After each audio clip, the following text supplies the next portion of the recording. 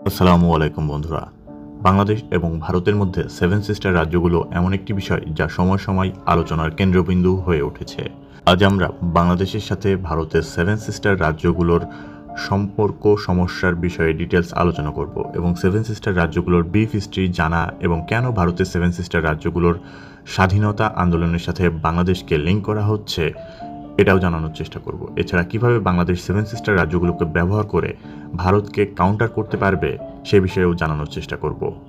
ভারতকে কাউন্টার করার জন্য বাংলাদেশের সামনে কী ধরনের চ্যালেঞ্জ থাকবে এবং এর ফলে বাংলাদেশের উপরে ওয়ার্ল্ড পলিটিক্সে রেপারকাশন কেমন হতে পারে এগুলো থাকবে এই ভিডিওতে।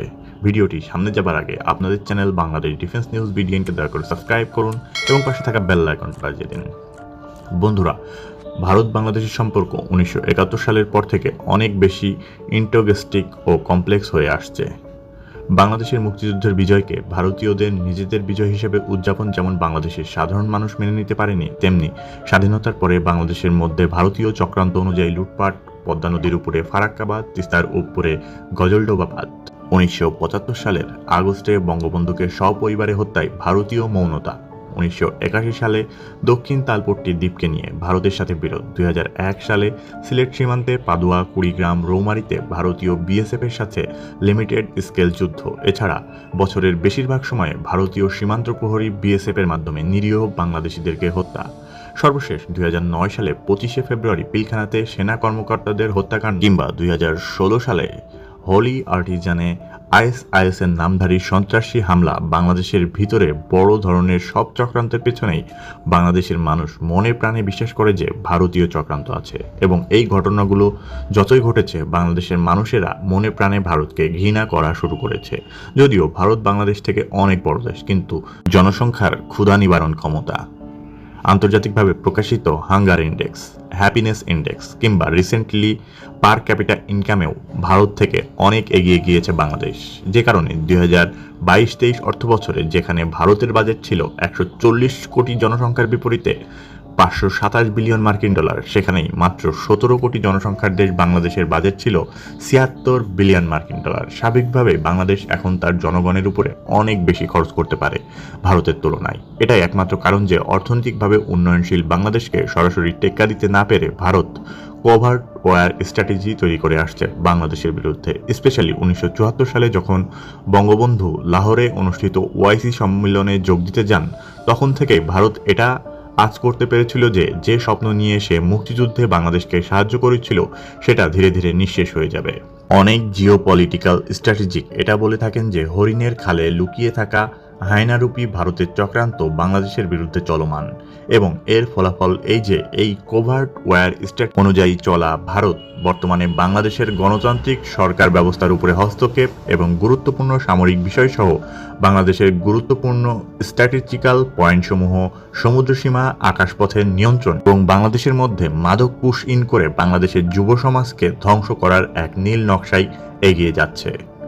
বাংলাদেশের ইন্টিগ্রিটি এবং সভেরেনিটির পরে বারবারই এইভাবেই হামলা করতে আছে ভারত।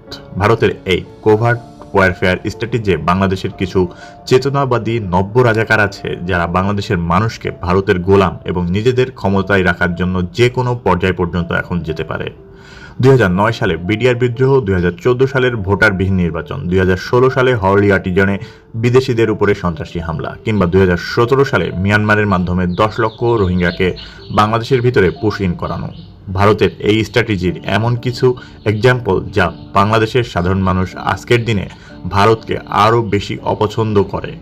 ভারতীয় স্টেট স্পন্সার্ড এজেন্সির মাধ্যমে এই সমস্ত কর্মকাণ্ডের অভিযোগ প্রকাশ্য বাংলাদেশের বিভিন্ন সামরিক অ্যানালাইসিস্ট এবং সাংবাদিকরা উত্থাপন করেছেন বারবার, কিন্তু ভারত বরাবরই এই সমস্ত অভিযোগগুলোকে অস্বীকার করে আসছে, যে কারণে ইন্টারন্যাশনালভাবে ভারতকে অনেক বেশি ক্রিটিসিজম এর শিকার হতে হয়।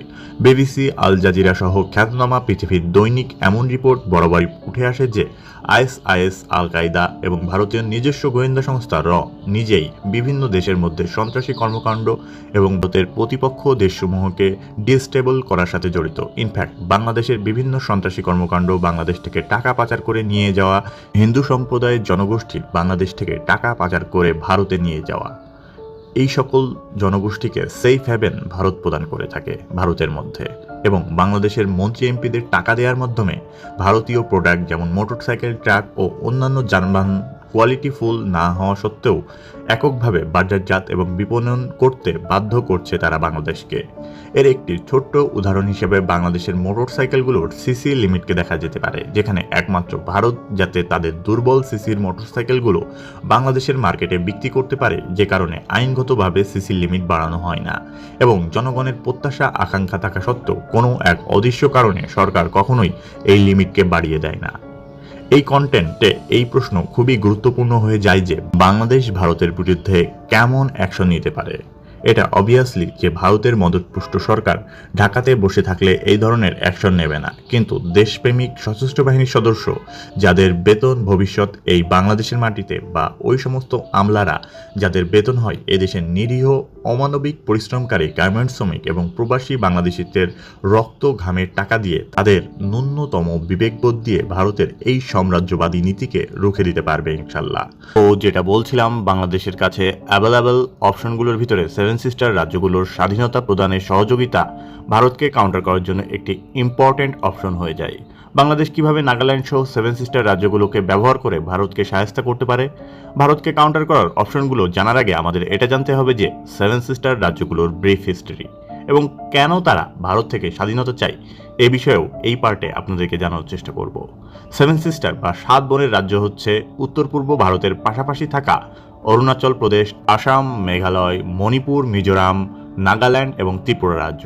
এই রাজ্যগুলোর আয়তন 2,55,511 বর্গ কিলোমিটার, যা ভারতের প্রায় 7%। ভারতের 7% ভূমি হওয়া সত্ত্বেও এখানে মাত্র ভারতের মোট জনসংখ্যার 3.7% জনসংখ্যা বাস করে। লো পপুলেশন ডেন্সিটি হওয়ার কারণে এখানকার সেপারেটিজম দলগুলোর ডিমান্ডকে প্রতিহত করা ভারতের জন্য ব্যয়বহুল এবং কষ্টসাধ্য বিষয় হয়ে দাঁড়িয়েছে। এত বড় এরিয়াতে নাগাল্যান্ড, মিজোরাম, মণিপুরের স্বাধীনতাকামীদের সেভ হ্যাভেন বিদ্যমান আছে, যেখান থেকে তারা এই সমস্ত মুভমেন্ট পরিচালনা করে থাকে।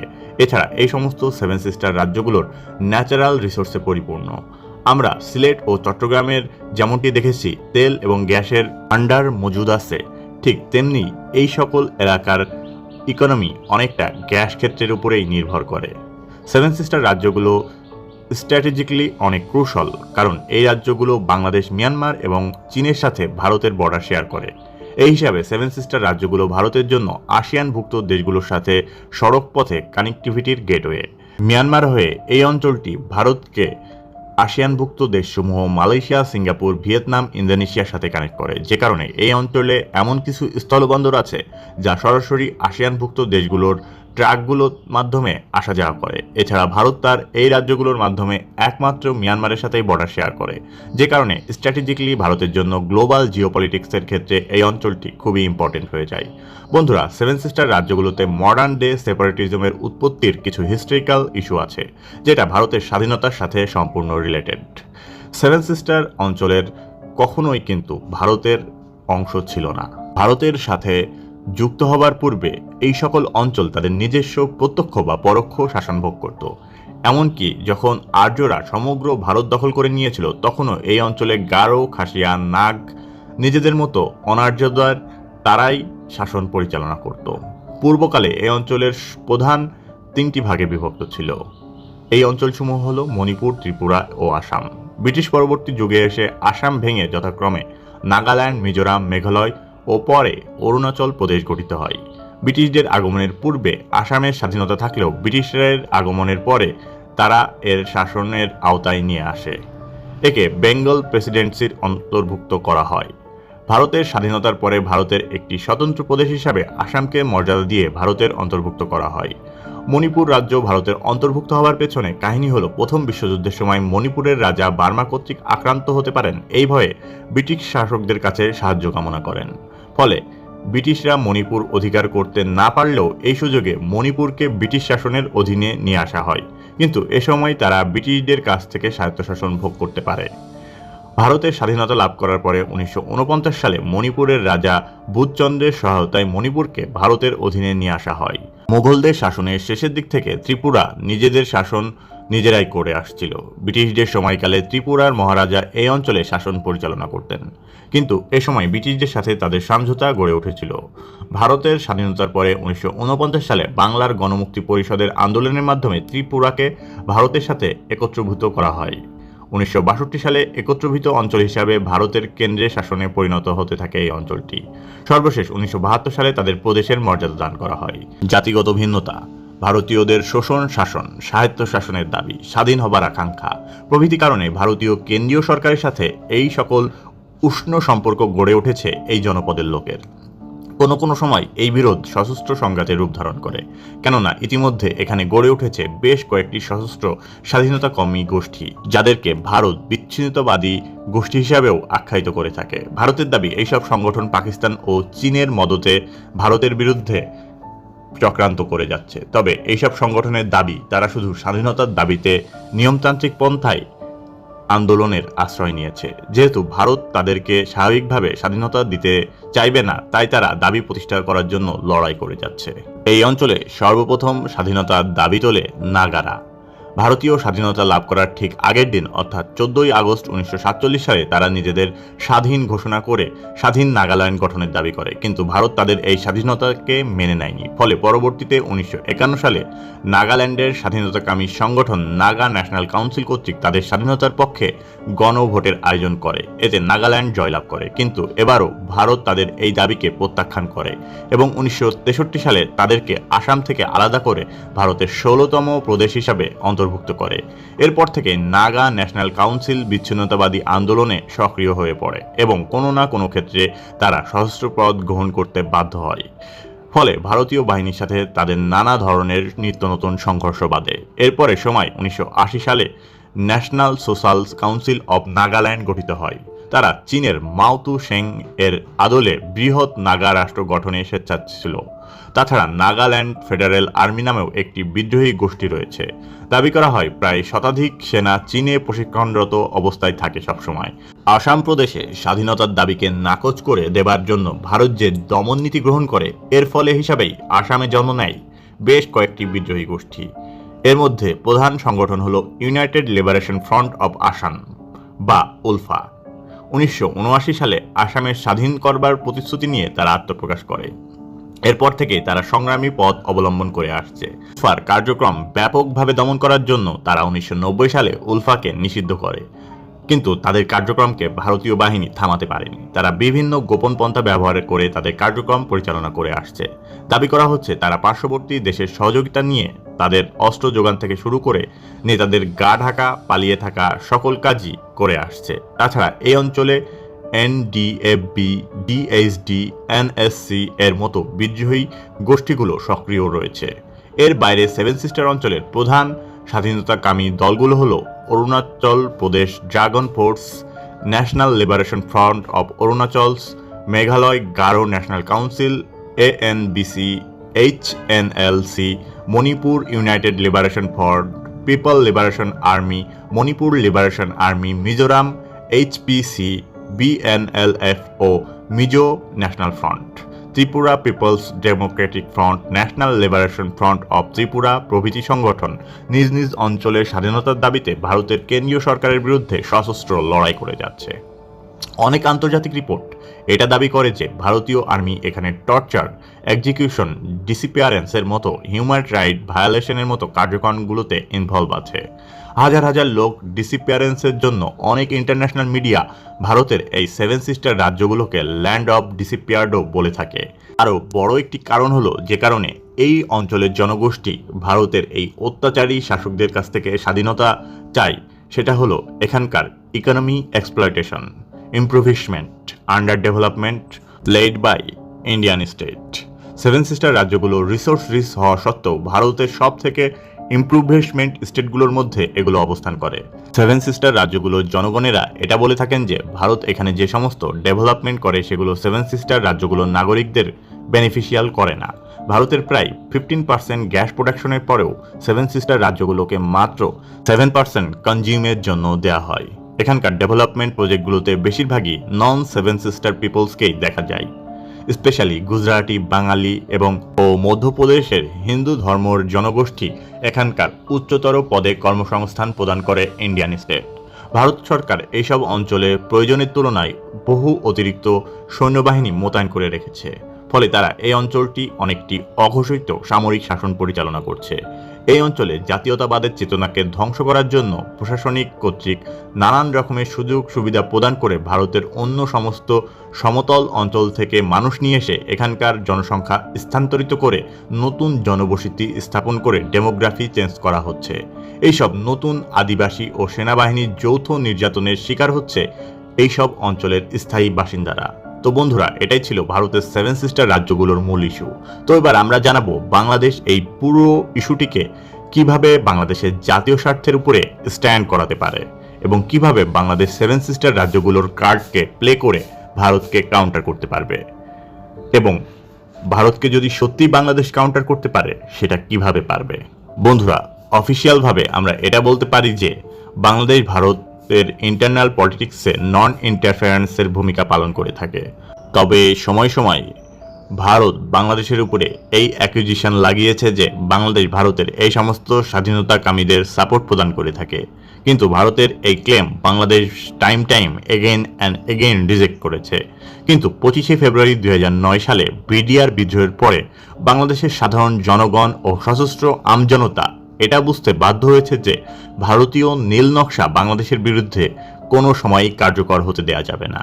এই সময় বাংলাদেশের বিভিন্ন পত্রপত্রিকাগুলোতে বরাবরই ভারতীয় গোয়েন্দা সংস্থা রয়ের নাম উঠে আসে বিডিআর বিদ্রোহের সাথে, এবং বাংলাদেশের পক্ষ থেকে যদি দেখা যায় তাহলে বাংলাদেশ ডিরেক্টলি ভারতকে এটা বারবার বুঝিয়েছে যে ভারত যদি নিজেদের কর্মকাণ্ড থেকে বিরত না হয় তাহলে বাংলাদেশের কাছে সেভেন সিস্টার রাজ্যের কার্ডটি অ্যাভেলেবল আছে। বন্ধুরা, এখানে আমি বাংলাদেশকে বোঝাতে বাংলাদেশের সাধারণ মানুষ, মুক্তিকামী জনগণ, জাতীয় স্বার্থ রক্ষাশীল সশস্ত্র বাহিনীর সদস্যদেরকে বোঝাচ্ছি, ভোটবিহীন সরকার বা গুটি কয়েক গোলাম সেনা সদস্যদেরকে না। তো বাংলাদেশের সামরিক অ্যানালিস্ট এবং আমরাও এটা মনে করি যে বাংলাদেশের জন্য সেভেন সিস্টার রাজ্যগুলোর কার্ড প্লে করা অনেক বেশি বেনিফিশিয়াল, এবং বাংলাদেশকে অবশ্যই এ বিষয়ে একটি স্ট্রং স্ট্যান্ড নিতে হবে। আমি ব্যক্তিগতভাবে এটা মনে করি যে সেভেন সিস্টার রাজ্যগুলোর ইফেক্টিভ ইউজের জন্য বাংলাদেশকে অবশ্যই ইনডাইরেক্টলি সেভেন সিস্টার রাজ্যগুলোর স্বাধীনতাকামীদের সোর্সগুলোর মাধ্যমে প্ল্যানকে কমিউনিকেট করতে হবে। যেমন আমরা সেভেন সিস্টার রাজ্যগুলোর বিদ্রোহীদের সাথে কমিউনিকেট করতে পারি এবং তাদের আন্তর্জাতিক মিডিয়াতে একটি স্ট্যান্ডের ব্যবস্থা করে দিতে পারি। বাংলাদেশের কাছে একটি লো কস্ট অপশনও আছে, যেমন ওয়েস্টার্ন কান্ট্রিগুলোতে ভারতের অত্যাচার এবং নিগৃহীর এই জনগোষ্ঠী প্রত্যাবাসন করে আমরা ইউরোপীয় পার্লামেন্ট এবং আমেরিকান কংগ্রেসে ভারতের বিপক্ষে একটি এনভায়রনমেন্ট গড়ে তুলতে পারি, যার মাধ্যমে এই দেশগুলো বাধ্য হয়ে ভারতের উপরে যে কোনো কঠোর অ্যাকশন গ্রহণ করবে। এছাড়া সেভেন সিস্টার বিদ্রোহীদের সমরাস্ত্র প্রদানের মাধ্যমে আমরা এই রাজ্যে ভারতের বিপক্ষে একটি সশস্ত্র প্রক্সি যুদ্ধ চালাতে পারি। ভারতকে তার ভাষাতেই জবাব দিতে হবে, যেটা সে বোঝে। বাংলাদেশকে ইনডাইরেক্টলি এই অপশনগুলো চুজ করার মাধ্যমে একটি সিরিয়াস প্রেশার বিল্ড আপ করতে পারবে ভারতের উপরে, এবং ফুল ফেজ যুদ্ধের সম্ভাবনা থাকবে না এক্ষেত্রে। এছাড়া এটা আরও বেশি গুরুত্বপূর্ণ হয়ে যায় যে কারণ ভারতের উপরে আন্তর্জাতিক চাপ যুক্তরাষ্ট্র, ফ্রান্স, রাশিয়ার কারণে সবসময়ই ইনএফেক্টিভ থেকে যায়। রাইজিং যুক্তরাষ্ট্র ভারত সম্পর্ক এবং রাশিয়া ভারত নেক্সাসের কারণে মাল্টিল্যাটারাল ডিপ্লোম্যাসি এখন বেশি ইফেক্টিভ না, যেখানে ভারতকে জাতিসংঘের মতো প্ল্যাটফর্মগুলোতে রাশিয়া অথবা যুক্তরাষ্ট্রের ভেটোর পিছনে নিজেদের যে কোনো অ্যাকশনের বিপক্ষে রিয়াকশনকে থামিয়ে দিতে পারে। ভারত ততক্ষণ না কোনো প্রতিক্রিয়া দেখাবে না যতক্ষণ বাংলাদেশ থেকে ভারতের সত্যিকারের কোনো লস তাদের উপরে চাপিয়ে দেওয়া যাবে, যে কারণে সেভেন সিস্টার এত বেশি ক্রুশাল। সেভেন সিস্টারের বিদ্রোহীরা বাংলাদেশের সহায়তায় ভারতীয় আর্মিকে কাউন্টার ইনসার্জেন্সির মতো কস্টলি টাস্কে ইনভলভ করতে পারবে, এবং তখনই কেবল ভারত শান্তিপূর্ণভাবে বাংলাদেশের সাথে ফারাক্কাবাদ, তিস্তা ব্যারেজ, বাংলাদেশের অভ্যন্তরীণ গণতান্ত্রিক বিষয়ে হস্তক্ষেপ না করা থেকে বিরত থাকার কোনো কার্যকর সিদ্ধান্ত নেবে। এছাড়া সেভেন সিস্টারের রেবেলসের এই কার্ডটি ব্যবহারের মাধ্যমে বাংলাদেশ সেভেন সিস্টার রাজ্যগুলোকে দূর ভবিষ্যতে নিজেদের অংশ করতে পারবে, যার মাধ্যমে ভারত বাংলাদেশের ইস্টার্ন পার্ট থেকে টোটালি ভ্যানিশ হয়ে যাবে। এছাড়া একটি প্রোঅ্যাক্টিভ সেভেন সিস্টার স্ট্র্যাটেজি এর মাধ্যমে আরও একটি লাভ আছে, সেটি হলো বাংলাদেশ তার ইন্টেলিজেন্সকে ইমপ্রুভ করতে পারবে, অ্যান্টি বাংলাদেশি সেট আপকে মনিটর করতে পারবে ভারতের মধ্যে। বন্ধুরা, এগুলো ছাড়াও বাংলাদেশের কিছু সিরিয়াস কনসার্ন আছে, যার মাধ্যমে আজও কিন্তু বাংলাদেশ এই বিষয়ে শিওর না যে তারা এই সেভেন সিস্টার রাজ্যগুলোর ভিতরে কেমন স্ট্যান্ড নেবে। আসুন দেখি সেই কনসার্নগুলোকে।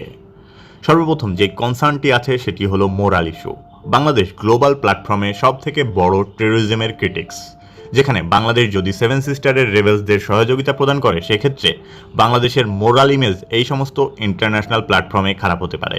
এছাড়া সেভেন সিস্টার রাজ্যগুলো যে আন্দোলন সেটা অনেক বেশি ফ্র্যাগমেন্টেড, যার মাধ্যমে বাংলাদেশের সামনে একটি বড় চ্যালেঞ্জ হলো সেভেন সিস্টার রাজ্যের সকল বিদ্রোহী গোষ্ঠীকে একত্রিত করা এবং একটি ফর্মে নিয়ে আসা। এবং আরও একটি বাংলাদেশের সামনে বড় চ্যালেঞ্জ হলো সুপার পাওয়ার হিসাবে যুক্তরাষ্ট্রের সাথে ভারতের কোয়াডে আবির্ভাব। আগে ভারতের উপরে চীন, পাকিস্তান, বাংলাদেশের যৌথ অপারেশন করার পরিকল্পনা চিন্তা ভাবনা করা যেতে পারত, কিন্তু এখন সুপার পাওয়ার যুক্তরাষ্ট্রের সাথে ভারতের কোয়াড প্ল্যাটফর্মে উত্থান এবং ভারতকে এমন যে কোনো ইস্যুতে আমেরিকা সাপোর্ট প্রদান করবে এবং বাংলাদেশের প্রতি পদে পদে আমেরিকা বাধাদান করবে। এবং বাংলাদেশ একটি কিন্তু ডেভেলপিং দেশ, যেখানে বাংলাদেশ কোনো সময় চাইবে না যে বিশ্বের কোনো সুপার পাওয়ার বা সুপার শক্তিশালী দেশগুলোর সাথে সমস্যায় জড়িয়ে পড়তে। তো বন্ধুরা, এগুলোই ছিল সে সমস্ত কনসার্ন, উদ্ভাবন বা ট্যাকটিক্স যেগুলোর মাধ্যমে ভারতকে বাংলাদেশ কাউন্টার করতে পারে। আপনাদের মতামত কি কমেন্ট করে জানান। পরবর্তীতে কেমন ভিডিও দেখতে চান সেটাও কমেন্ট করে জানান। পরবর্তীতে দেখা হবে নতুন কোনো টপিকে, নতুন কোনো আলোচনায় আপনাদের সাথে। সে পর্যন্ত বিদায় নিচ্ছি। ধন্যবাদ, ভালো থাকবেন।